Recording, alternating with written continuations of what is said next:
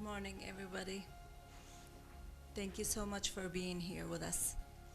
I would like to introduce myself. My name is Dr. Afrah Mullali. I'm a Spanish translator and a professor in the University of Kuwait, and I will be your master ceremony for today. One of a kind conference. I would like to thank everybody and everyone for being with us today in this wonderful event to celebrate the achievement of society to a diversified economic fabric with the pillars of innovation, technology, education, and woman empowerment.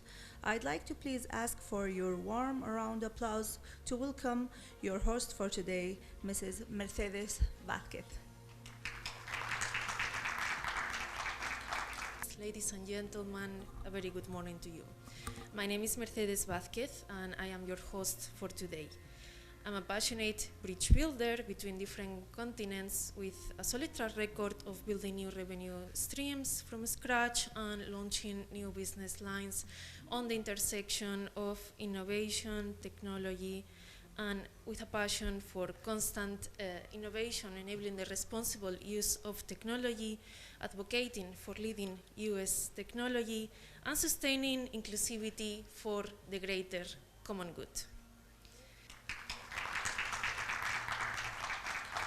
CAO, oil serve and remarkable Kuwaiti woman who has made history. Engineer Sarah, the floor is yours.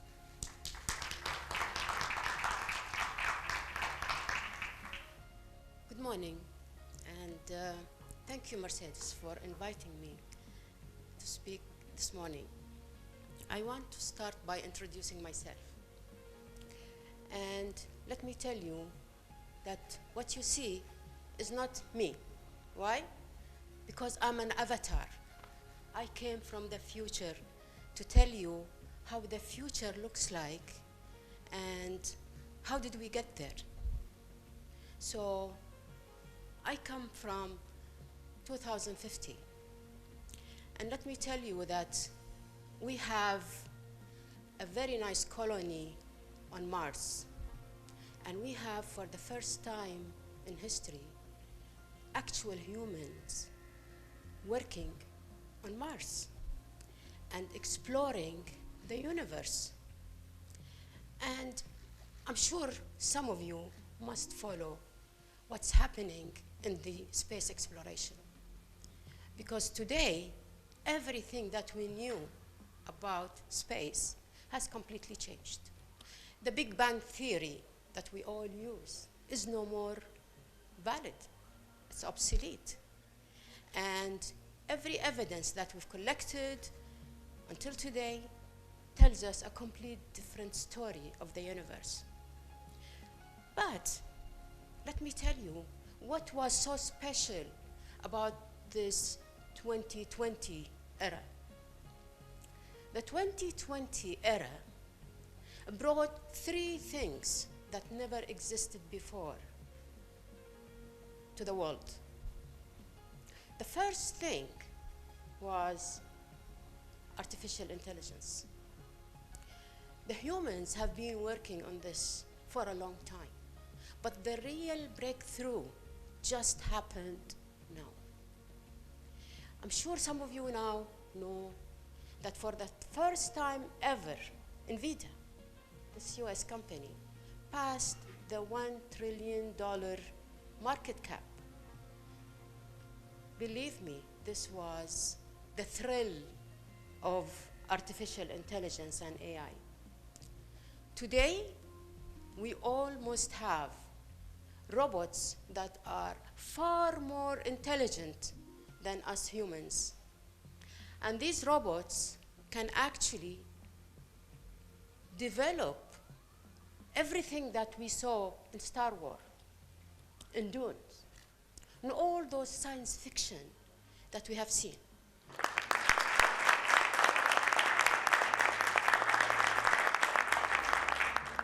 Please join me giving a warm welcome, a round of applause for Mrs. Catherine Baker, Economic Officer of United States in Kuwait, and Mrs. Mercedes Vázquez.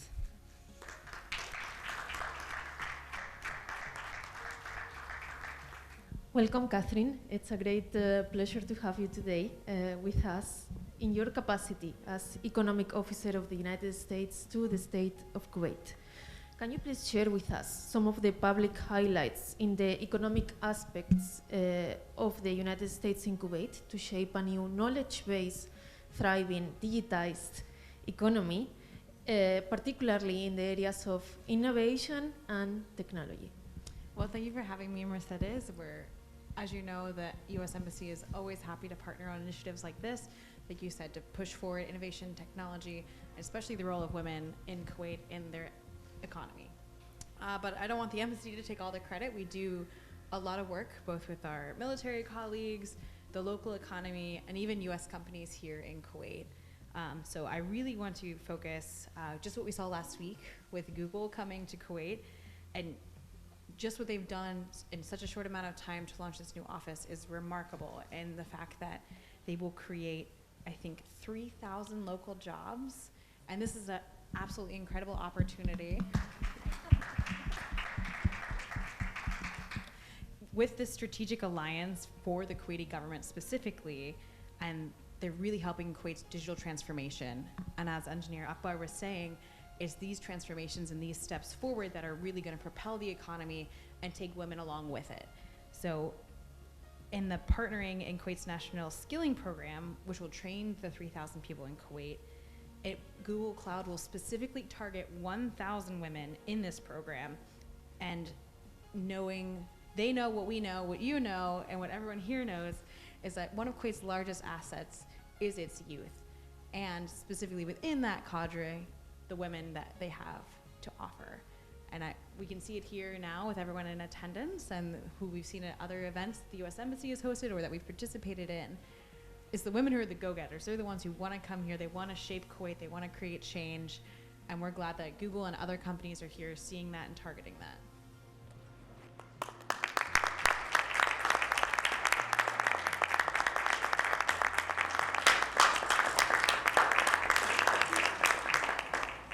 Please join me giving a warm round of applause for National Bank of Kuwait Head Group Human Resources, Mr. Imad El Ablani, for a conversation with Mrs. Mercedes Vázquez.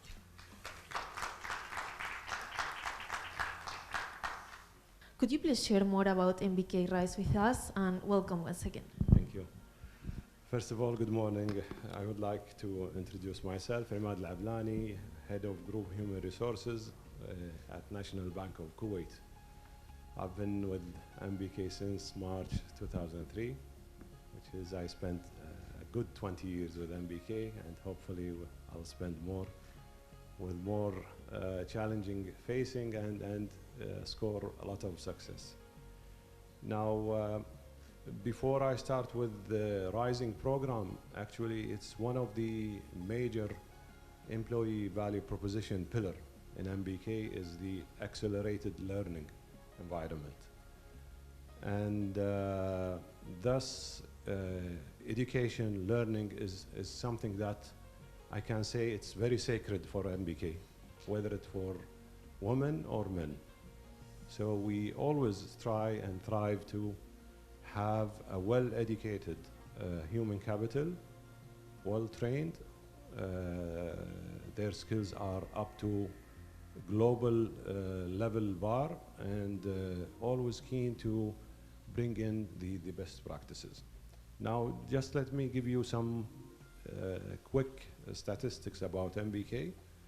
You know that MBK was founded on 1952, and we've just celebrated the 72 years anniversary. Currently, from, let's say, demographic point of view, the women in MBK are almost 45–46% of our total human capital. We have almost 29–30% in managerial and leadership role. Yet we are more keen to increase that numbers and percentage toward the top and executive management. I'm sure that at least since we cover or let's say have a good portion of Kuwaiti banking clients. So I assume that at least 80% of the attendants are MBK clients. And we have at the top of the executive team, we have Ms. Sheikh Al-Bahar, she is the Deputy Group CEO as well. We've just recently have a woman board of members, and hopefully we'll increase that.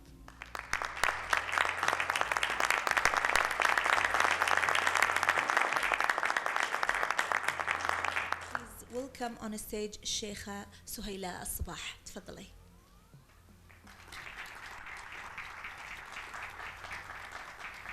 بسم الله الرحمن الرحيم. معاكم سهيلة الصباح. سعيدة جدا اليوم تواجدي في هذا الايفنت. راح اعرفكم بنفسي. موجهة وزارة التربية، خدمة اجتماعية ونفسية. خدمتي 25 سنة. مهتمة بذوي الاحتياجات الخاصة، كذلك رئيس فريق أصدقاء المعاقين تابع للهيئة العامة لشؤون ذوي الإعاقة.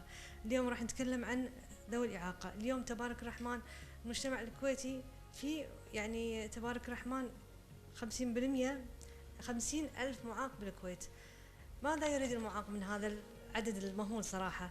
اليوم تبارك الرحمن وزارات الدولة أو الحكومة موفرة جميع التغطيات المادية لذوي الإعاقة، ولكن المعاق يبي دمج اجتماعي. المعاق طبعا تغيرت الفكرة بعد الغزو، كان المعاقين كلهم بالبيت مثل ما نقول. اليوم مؤتمرنا عن التكنولوجيا الحديثة وايد أثرت في خروج المعاقين للمجتمع من خلال التكنولوجيا، الموبايلات، الكمبيوتر. عندنا الريبورتات، تعاونت مع السفارة أو الكنديين، كان في كندي من أصل باكستاني عنده ريبورت كامل وكيف يستخدم التكنولوجيا في الاهتمام في ذوي المعاق داخل المنزل وخروجه. أيضا اليوم الويلتشير كان يدوي، ولكن مع التكنولوجيا صار الويلتشير اوتوماتيك، فالمعاق يطلع بروحه ويشتغل ويطلع. فهذا اللي احنا كنا نتمنى في دولة الكويت وتعاوني اليوم مع السفارات في الاهتمام بأبنائنا ذوي الإعاقة والتعاون معهم من خلال الاستفادة من خبراتهم. خبرات تبارك الرحمن كنا بالبداية مع مستوى الخليج، ولكن الآن انطلقنا حق السفارات في دول العالم نستفيد من تجارب الجاهزة مثل ما نقول حق أبنائنا ذوي الإعاقة. المعاق مثل ما قلنا الناحية المادية تبارك الرحمن الحكومة مو مقصرة، ولكن من خلال المسؤولية المجتمعية اليوم للشركات والقطاع الخاص لاحظنا وجود عدة توظيف من أبنائنا ذوي الإعاقة في الشركات. أبنائنا مبدعين ولكن يحتاجون إلى دفعة مثل ما نقول. استخدام التكنولوجيا وايد سهل عليهم خروجهم للمجتمع وأثر فيهم تبارك الرحمن من خلال إبداعاتهم ومهاراتهم. المعاق ما يبي أحد يساعده ولا يبي نظرة شفقة، المعاق يبي نعطيه الاهتمام الخاص وينطلق بالمجتمع. من خلال اليوم توظيف عندنا في البنوك من أصعب الأماكن والآي تي ماسكينها معاقين. المعاقين طبعا ذوي الاحتياجات هم يرفضون مسمى ذوي الاحتياجات لأن يقولك إحنا إعاقة، يتشرفون أن هذا المسمى الدولي للإعاقة، لأن الاحتياجات يمكن ندخل معهم مسنين أو كبار السن أو المرضى، فيبون مسمى الإعاقة ويفتخرون فيه. مثل ما قلنا المعاق ليس فقط ناحية مادية، المعاق يحتاج أنه يتوظف، يحتاج أنه يندمج بالمجتمع. بالسابق كان المعاقين بروحهم مجموعتهم اهتمامهم مشاكلهم بس، ولكن ليس هذا صراحة هدف رؤية الكويت اليوم 2035. استخدام التكنولوجيا، والتكنولوجيا مثل ما قلنا تطورت من خلال اليوم المعاق يسافر بروحه.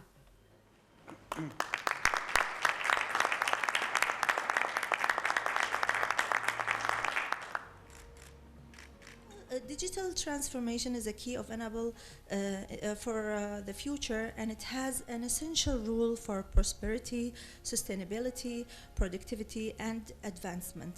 Let's hear now from Mrs. Mercedes Vázquez, a presentation of innovation, responsible digital transformation for a resilient digitized economy. Now I'm very delighted to share with you a few key principles as we have been addressing today the role of digital transformation and the interconnection it has into education, inclusion of women as we are half of the society, and the contribution we can have and the perspectives we can bring into aspects like cybersecurity and the aspects that can be leveraged by harnessing the responsible use of technology. So I will be delighted to share with you some of the solutions that we provide within ESK Holding, which is based in the Kingdom of Saudi Arabia, and at the moment I'm expanding into Kuwait in my capacity as general manager. So we work mainly in the kingdom with public sector enterprises, and we work in the fundamental pillars of the following areas. First one is responsible artificial intelligence. So much has been spoken about artificial intelligence, but what is responsible AI? How do we leverage AI to make sure that it's used for good? We also have used special intelligence services. We'll be talking more about that with leading use technologies like Maxar, drilling optimization in the energy sector, and business intelligence and data warehouses through BI technologies. It's my pleasure to introduce the panel Innovation, Youth and Entrepreneurship with American International University President Mr. Michael Pisho and lawyer Abdullah Al-Baqir, moderated by Mercedes Vazquez.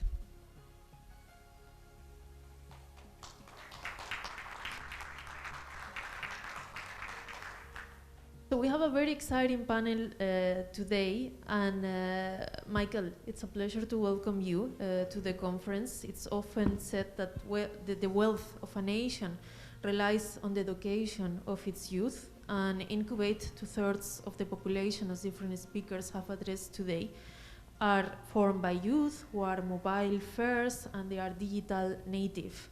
So how does the American International University empower Kuwait's next generation with future-proof skills? Thank you, Mercedes. I think there's a few ways that we do this at our university. The first is really a practice-based approach. So having theory introduced to students is not good enough. They need to be able to understand how that theory in the classroom, whether it be in engineering, sciences, business, is tied to real-world practice. So every one of our students is expected to do an external internship at during the summer or during the course of the academic year. We have guest speakers come in from the business world, so we have that continuous tie to the business community and the private sector in general. The other part is, and Engineer Sarah actually brought this up in her talk, is the need to engage in lifelong learning. So learning does not stop once you leave the university. And so it's important that students, first of all, understand this, that you cannot stop learning once you leave. You become, I can tell you from my own perspective, you become obsolete very, very quickly if you stop learning. And so that will, that desire, those skills to not only continue to learn, but having the skills to know how to learn independently are very important things to impart on young people.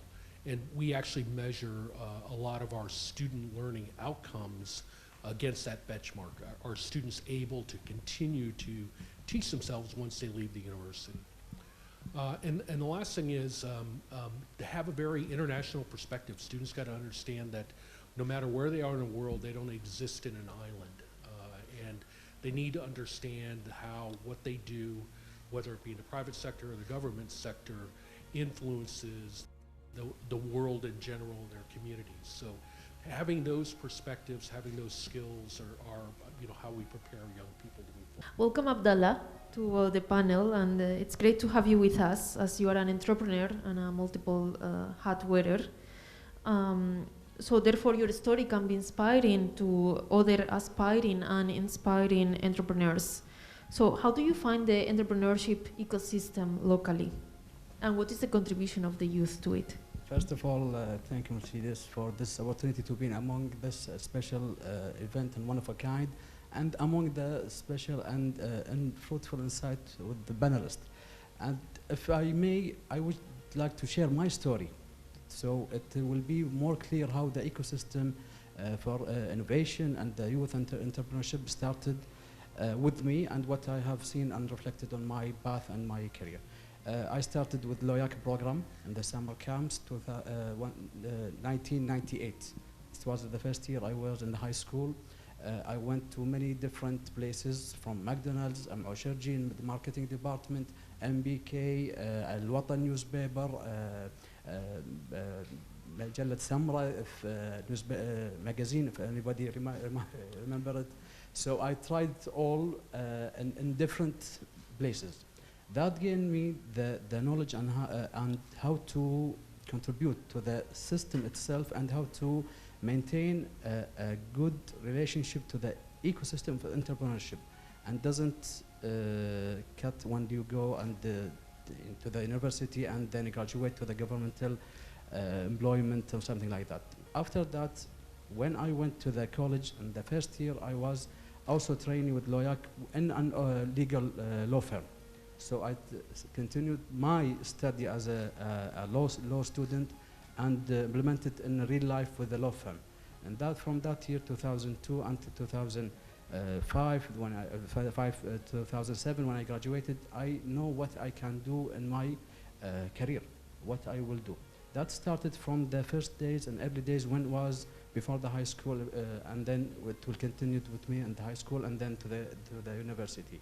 What I gained from this experience, that I can have no barriers in any cultures. I can do multiple tasking. I know what are the resources that I can use, what I can do. Now what I'm doing in these days, I'm trying to reshape this kind of ecosystem with the student in the universities, the new graduated from any law facility in Kuwait, to let them see what is the possibilities in the market, what you can do.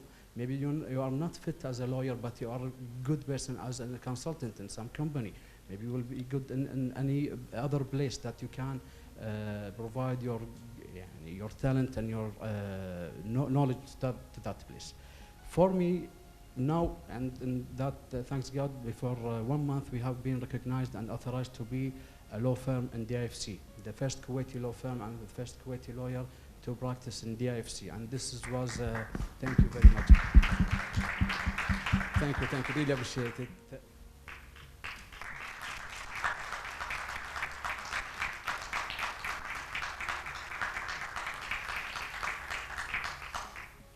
It's my pleasure to introduce the Woman in Cybersecurity Transitions Career for a Robust, Resilient and Secure Future panel with Mrs. Hiba Assawan, Manager at the Public Authority of Social Security, in conversation with Mrs. Mercedes Vazquez. The floor is yours. Welcome, Hiba. We have a very exciting panel conversation now, as we have been addressing cybersecurity throughout all morning, and you are the expert here, so really looking forward to our conversation. So we have been observing a rapid transformation over the last few years in an increasingly fragmented world where skills are rapidly changing and evolving. We have also been observing new organized cybercrime bands like ransomware, as we were discussing on the previous panel. And over cyber threats and cybersecurity has become an essential component as security for organizations, governments around the world. So cybersecurity and development go hand in hand. Together. Can you please share with us how did you move your career from IT operations to the world of cybersecurity? Because I think your story can be very inspiring in the sense of how you are transitioning careers to keep up with the developments and landscapes of a new cyber world. So, Bismillah ar-Rahman ar-Rahim. My name is Hiba Assawan. I'm head of IT and infrastructure at Public Institute for Social Security. And as someone responsible for the networks, the data center, the servers at PIFS, I had to ensure that I learned how to secure those systems and the underlying infrastructure. And in order to do that, I had to endure a learning process. I had to learn how to secure the networks. I had to look into vulnerability management, access management, encryption. So all along, I realized I was actually learning the fundamentals of cybersecurity. So if we look at 25 years back, there was no cybersecurity specialty per se. And 20 years fast forward, the specialty has become in high demand. And it's extremely expected. The projects have expanded, the data has expanded, and they've become more complex, more complicated, and it's become a priority not only for the executives and the managers or the organizations as a whole to secure their data, but even as the individuals themselves. And it's become an essential part of, it's become an essential required specialty. Moving forward, in order to make that transition, it's proactive learning, self-development, and the process just keeps going on.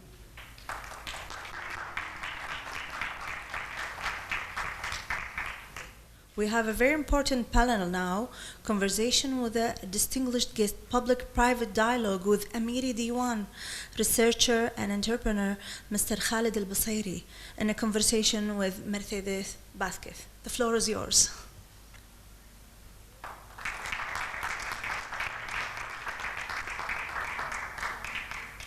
Welcome, Khaled. We are honored to have you today with us in this first forum that celebrates innovation, technology, and the transformational role of education and technology. So you run a successful technology startup in logistics while working for the distinguished Amiri Diwan. What motivated you to become an entrepreneur while also working for the government, and how do you balance effectively between both roles that I can imagine are taking a lot of your time? First of all, I want to thank you for giving me the opportunity to be here and talk about the experience I had. Well, it's definitely not easy. I would say time management is extremely essential. I felt like I had more to provide. I had more potential to give back, not just to my country, but to myself. I owe it to myself to excel, to be the best version I can be. All the while, the catalyst that got me into this was having having a job is not enough to provide, especially since during that time, it was around in 2017, as soon as I knew that I was going to be a father, I knew I had to start providing more. So, and during that time as well, if you remember, there were lots of foreign treaties or agreements between the state of Kuwait and multiple other countries with the late His Highness the Emir Sheikh Sabah. We were traveling a lot, and if I actually forgot about this when you asked me. I kind of had 3 jobs at the time. I had my full-time job, and I had a part-time job at the Public Authority of Applied Training, where I actually taught as well, and as well as I was running my startup. It wasn't easy, but we're here now 6 years later, and yeah, it wasn't easy. Time management is essential. Every minute counts in what you do.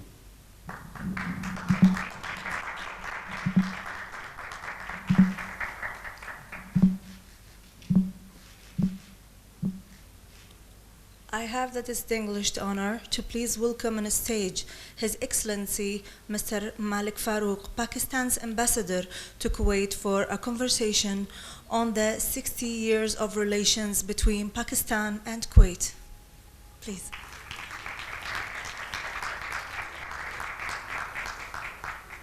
Thank you, Your Excellency, for being here. I will learn so much. Well, Your Excellency, welcome to Kuwait. We know you have done some great achievements in a short notice time. Can you please share them with us? Thank you very much. Thank you very much for giving me this opportunity, and I'm also grateful to Madam Mercedes for organizing such a wonderful event. And ever since my arrival in Kuwait, I am feeling very comfortable right from the day one. And the relations between the two countries, as you know, are cordial and very friendly. So I'm taking advantage of that strong and the deep footing which the two countries enjoy. And based on that, I have been able to do certain activities, of course, with the support of my team in the embassy, as well as the different organizations and the departments of the government of Kuwait also. And you know that this year is the 60th anniversary of our diplomatic relations. So we planned many events. Some of them have already been executed.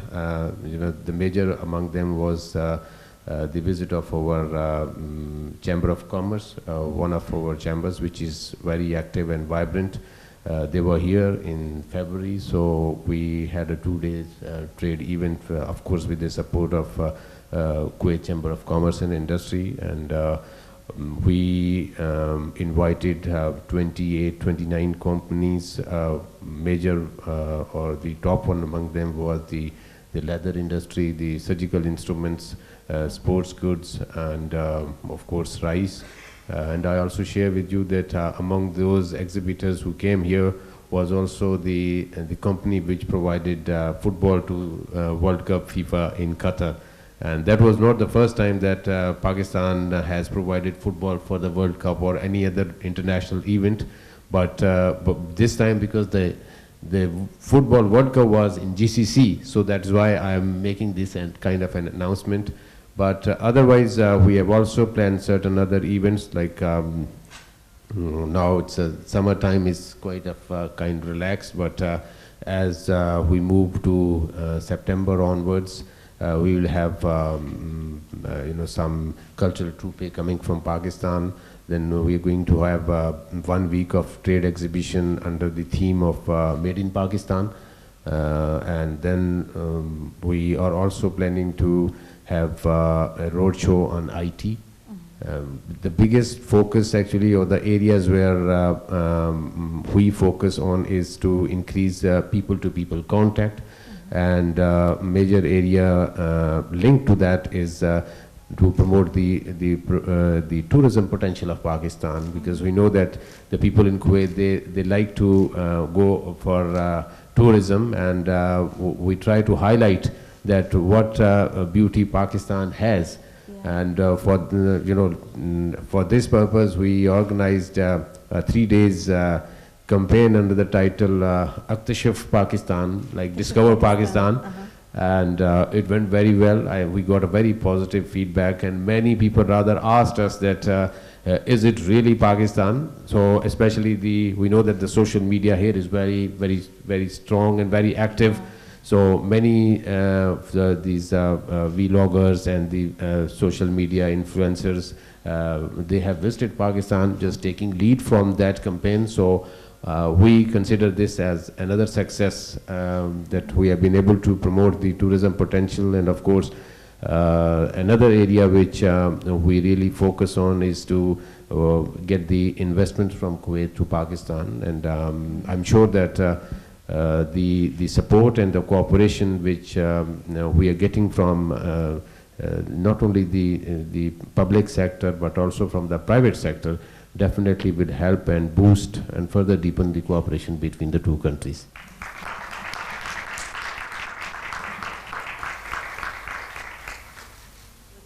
Haya Al-Manna, Innovation and Entrepreneur Expert at Zain, in a conversation with Mercedes Vazquez. Please, on the floor. The role of telcos with their corresponding business model to reinvent product innovation and therefore monetization, as different sort of business lines has evolved and changed over the last few years. Can you please share with us Zain's transformational journey in innovation? Well, that's quite a long journey. 40 years worth of change. So just like my colleague Khalid earlier said, we're disruptors. So from what we know as very traditional voice and what used to be our SMS services, which I don't think anybody uses anymore. But today, it's about digital services. So now Zain is driving to become the leading digital service provider, which entails a lot of other services. For example, as we've been talking this whole day about AIs and different technologies and whatnot, we have many subsidiaries that not only caters to the communication services that we provide, but also very innovative technologies that include, for example, ML and AI research, as well as esports that we're focusing on. And further on, the Zain Ventures teams are fostering and investing in such initiatives that are focused in digital banking, fintech, and insurtech. So it's mostly diversification. But if we are talking about the different products that we are tapping into, they're no longer just really into voice or data. Today we're looking at content. Who uses social media here today? I think everybody does. So content is king. And we've realized that, hopefully in the other questions, I believe that we'll tap into this, but content is king.